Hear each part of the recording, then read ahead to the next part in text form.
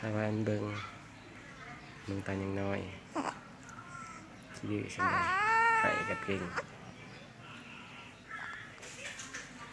นี่คิดลายแม่ก็ได้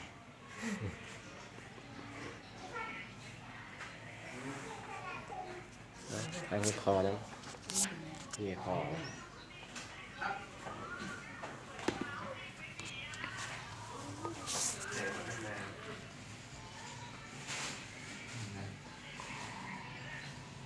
รับนะ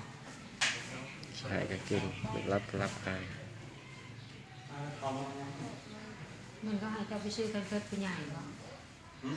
มันก็ให้เจ้าไปซื้อกันเพิดผู้ใหญ่บ่แล้วมันก่อนชื่อมันเพิ่น